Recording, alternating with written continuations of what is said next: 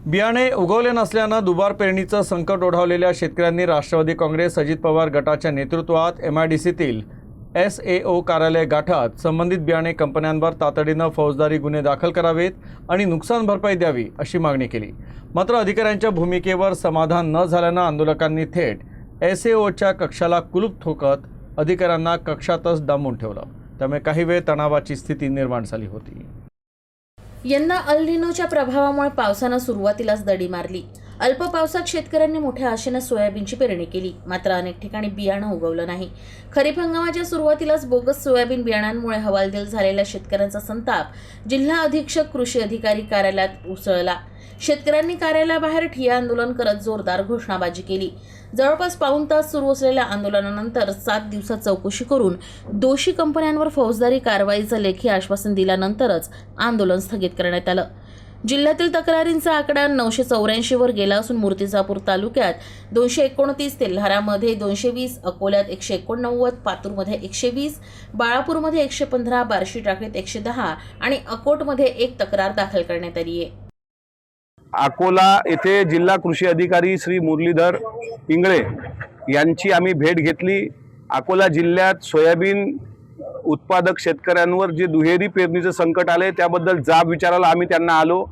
जाब आम्ही ज्या कंपन्याचं बियाणं उगवलं नाही त्या उगवण क्षमतेवर आमचं प्रश्नचिन्ह आहे आणि तशा उगवण क्षमता असलेल्या कंपन्यांना जर मागच्या वर्षी 25-26 मध्ये तुम्ही तक्रारी दाखल करून त्यांना न्यायालयीन प्रक्रिया त्यांची सुरू असेल तरी त्यातल्या बऱ्याच कंपन्यांना जर यांनी यावर्षी बियाणं विक्रीचा अधिकार दिला तर याचा अर्थ कंपन्यांशी यांचा आर्थिक गैरव्यवहार झाल्याचं माझं स्पष्ट मत आहे।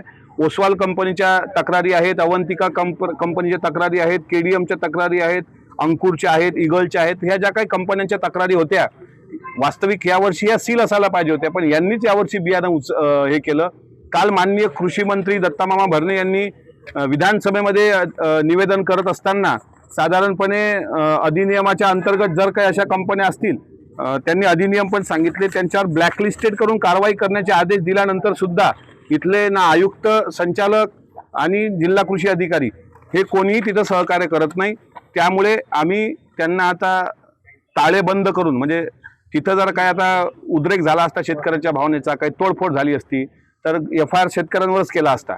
पण आता हे शेतकऱ्यांच्या शेतातलं बियाणं उद्ध्वस्त झाल्यानंतर सुद्धा जर ते इतके निगरगट्ट असतील, एसीत बसून 2-2 तास तिथे तत्वज्ञान झाडत असतील तर त्यांच्यावर बियाणे अधिनियम 1968 आणि 1982 अंतर्गत जे काही कारवाई त्या कंपन्यांवर करण्यासंदर्भात कृषी मंत्र्यांनी निवेदन केलं त्याची अंमलबजावणी जर कृषी विभाग करत नसेल तर हे या सरकारच्या कृषी विभागाचं फेल्युअर आहे। मी कृषी मंत्र्यांशी 4दा संपर्क केला पण त्यांनी पण मला कुठलाही रिस्पॉन्स आणि प्रतिसाद दिला नाही। याचा मला खेद वाटतो की शेतकऱ्याची पोरं म्हणून तरी फोन उचला, तुम्ही आम्हाला पक्ष म्हणून फोन उचलू नका, आम्ही आमदार आहोत की माजी आमदार आहोत ते म्हणून फोन उचलू नका, पण शेतकऱ्याच्या प्रश्नासंदर्भात जर तुम्ही फोन उचलत नसाल तर ही बाब गंभीर आहे, तितकीच वेदनादायी आहे, तितकीच दुर्दैवी आहे। म्हणून आम्ही या कार्यालयाला आज टाळं ठोकलंय। आता जे काही होईल ते मी भोगायला तयार आहे।